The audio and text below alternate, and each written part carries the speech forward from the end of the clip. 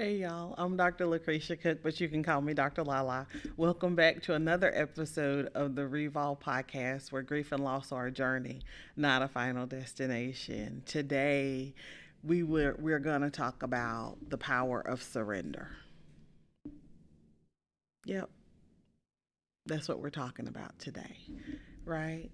And so when we're talking about surrendering, we're talking about surrendering to God's plan, surrendering to God's timing, right?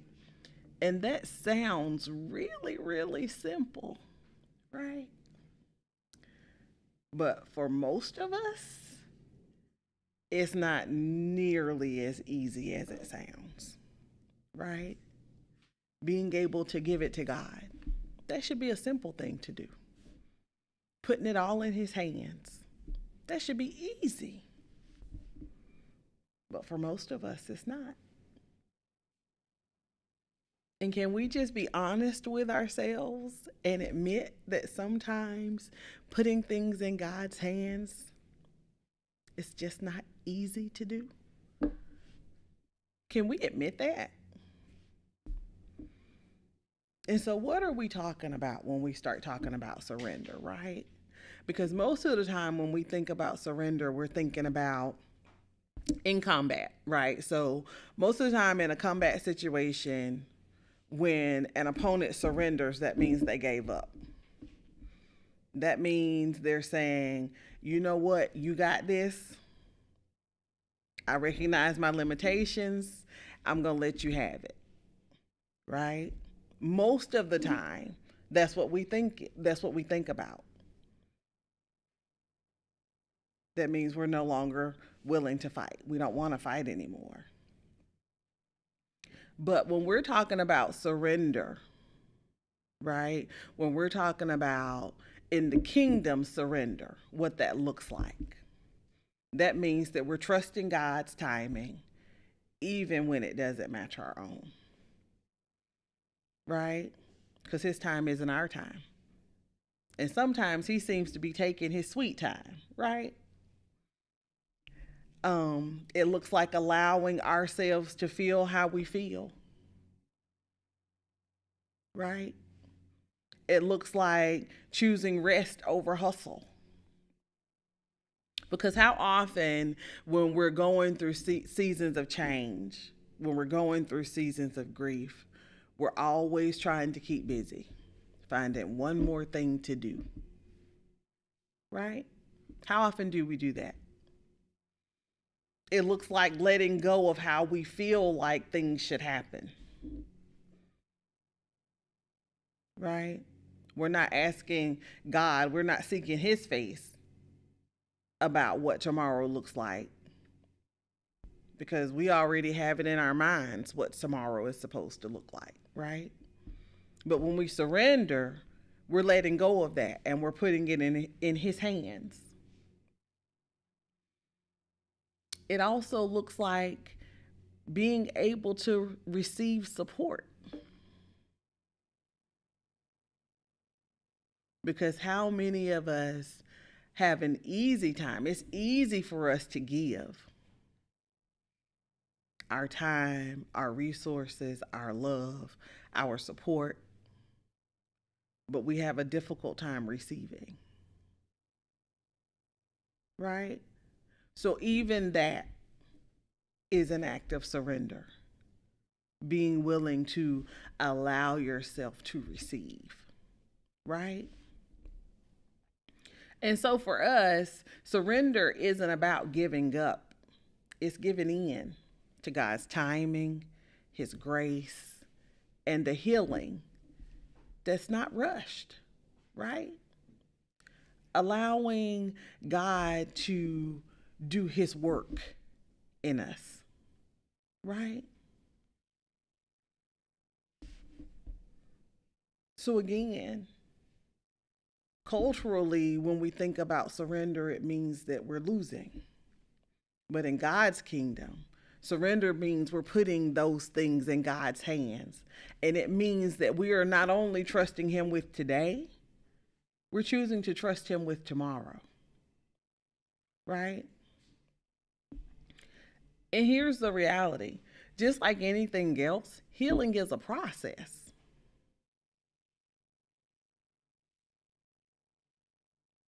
And I'm just going to let that marinate for just a second. Healing is a process, y'all. Right? But just like most of us, we get in a rush.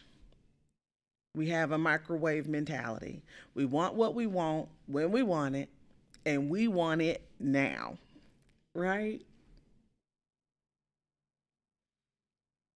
Or maybe it's just me. Maybe I'm the only person who feels that way sometimes. Like, God, you're taking too long. Right? But do you know that sometimes that delay, that thing that we're seeing as a punishment, that thing that we're seeing as a denial, do you know that sometimes that thing is protection? Because he's able to see something down the road that we're not able to see just yet. Do you know that sometimes that thing is preparation?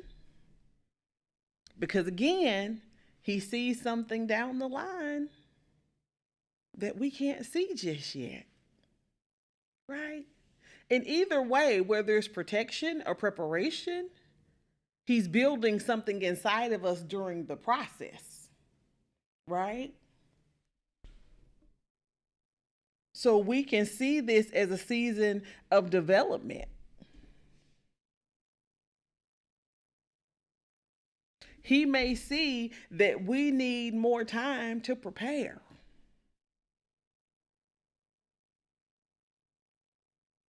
He may see that we need protection. Because we, as we often say, in seasons of grief and loss, in seasons of change, clarity gets cloudy, right? Sometimes we can't see things for what they truly are. Our vision is blurred, right? So even this is an act of love. And I know that's hard to see, right? I know. Because sometimes, even in the natural, as children, our parents made decisions about things that we didn't quite understand at that point, and they did it because they love us. You couldn't understand it when you were 13, 14, 15, but now that you're 30, now that you're 25, you're 40, the things that our parents did when we were children, they make more sense as adults, right? And especially once you have children of your own, it makes so much more sense why our parents made some of the decisions that they made, because sometimes we were asking for things that we just weren't ready for.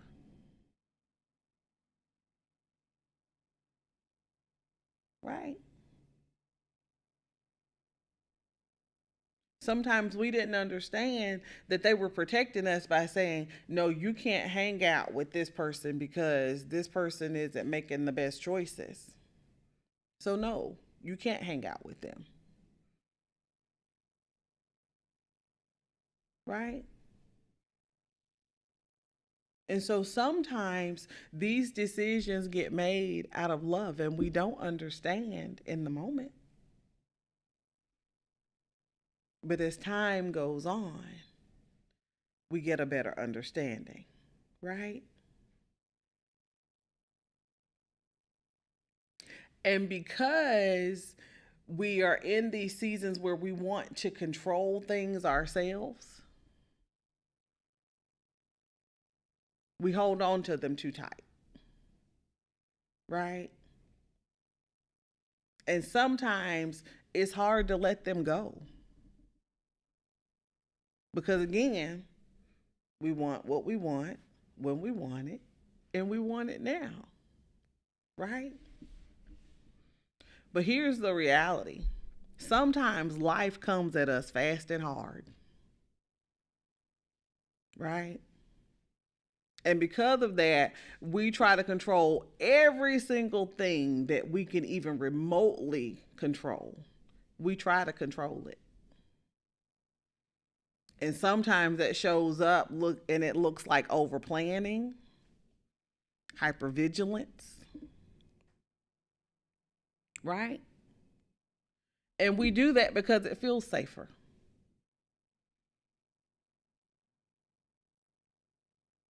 I know, right? It feels safer when we're able to hold it in our hands because you know where it is. You feel like you can protect it, right?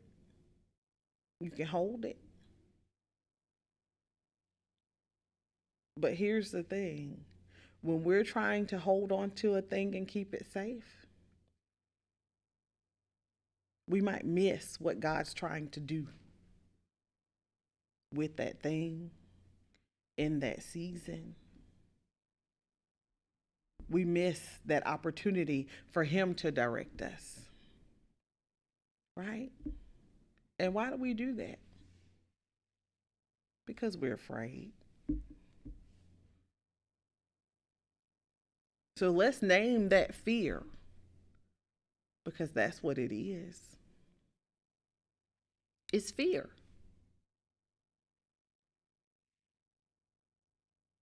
So we want to name that fear and we want to release it. We want to be able to let it go.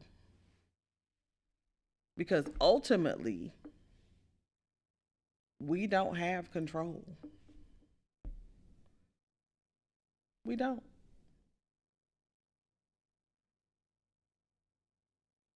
As believers, we believe that our days are pre-appointed, right? That God knows us before we're ever formed. And so ultimately, God is in control, not us. Right? So, how can therapy help us get to this place of surrender? By helping us to identify the inner blocks that we may have: fear, control, shame. These are things that keep us from being able to let go. And here's the interesting thing for me is that sometimes we try to hold on to these things as if God doesn't know already. Right? How you keeping secrets from God? Now, just what in our minds tell us that we can keep secrets from Him? As if He doesn't know the things that we're afraid of, the things that we're trying to maintain control over, the things that keep us bound by shame. He already knows. But therapy can help us to identify those things, right? Therapy gives us a safe place to be vulnerable. Because being able to surrender requires emotional safety, right? In therapy, we have a space that's non judgmental. We don't have to worry about being judged in therapy, right? This is a place where we can explore the pain, the shame. We can explore those things and not have to be strong. We don't have to put on a brave face. We can let those things be what they are.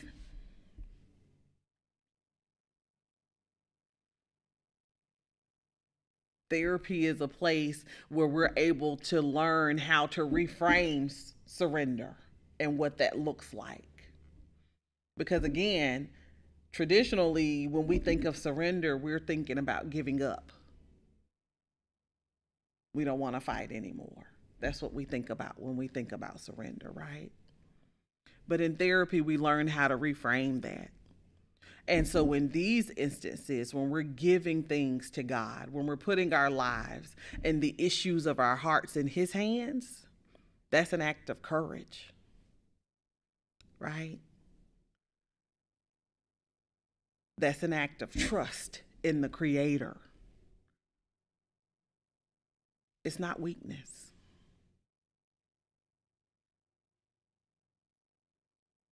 It's not. It's an act of courage, right? And another thing we learn in therapy is to accept the present moment. We learn how to accept the season that we're in for what it is.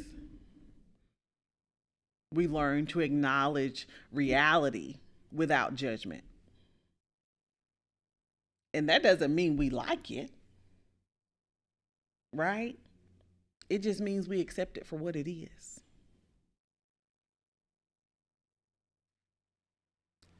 And that's important sometimes.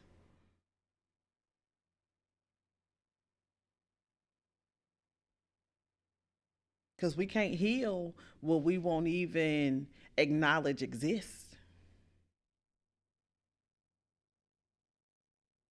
In order to heal it, we have to be able to call it out, right?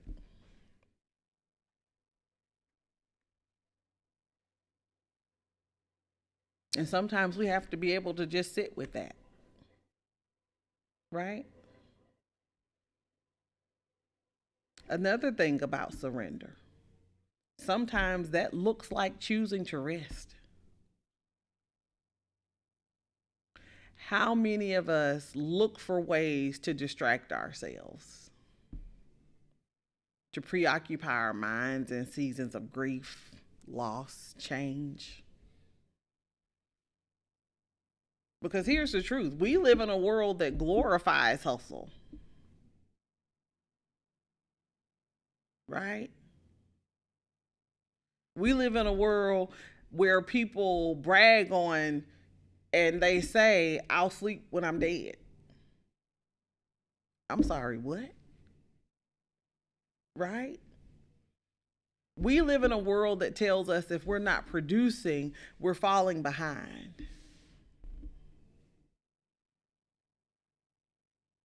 But scripture tells us different.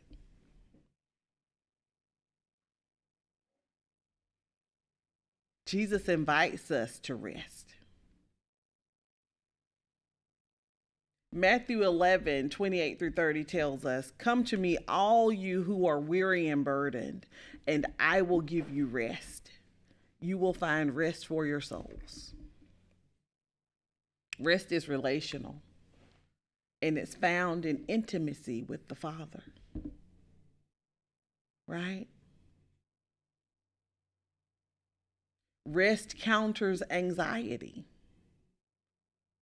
Philippians 4:6-7 says, do not be anxious, and the peace of God will guard your hearts and minds. Rest in Christ is a spiritual antidote to fear and anxiety.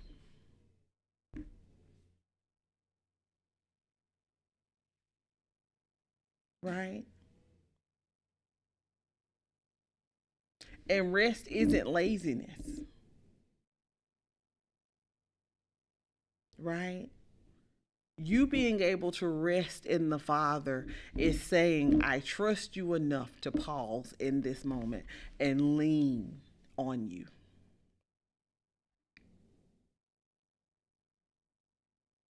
Right?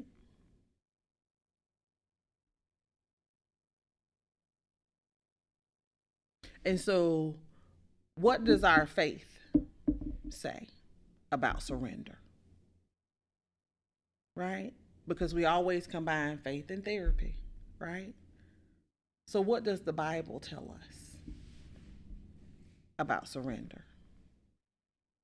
Psalm 37:5 tells us to commit your way to the Lord, trust in him, and he will do it. So what does that mean? You don't have to carry it all. You don't have to figure it all out. You just have to trust and let God do his thing, right? Ecclesiastes 3:11.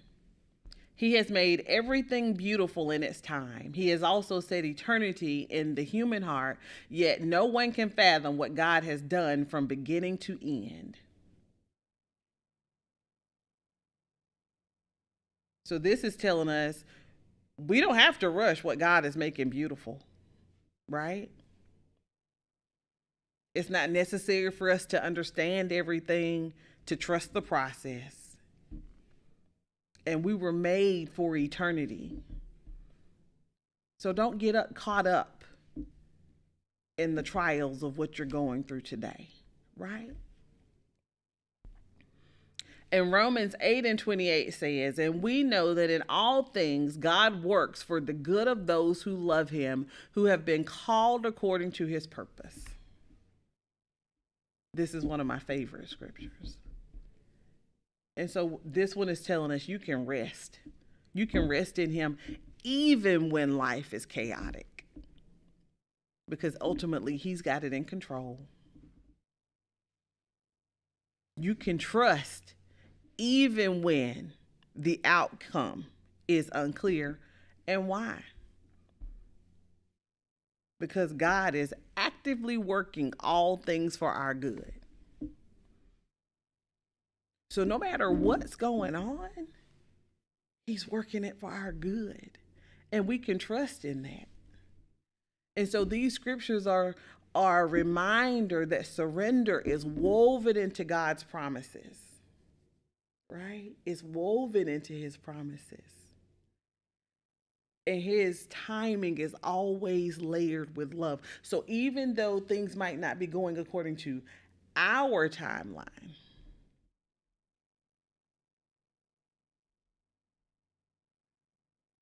God is always right on time. Right? And that makes me think of a song that I used to hear when I was young. God may not come when you want him, but he is always on time. Right? So then my question for you today is, what is it that you need to surrender? A timeline, a relationship, fear, right? Let's name it. Let's release it. And let's rest. Let's rest in the Father and his promises, right? Because surrender isn't the end. It's not giving up. It's the beginning, right?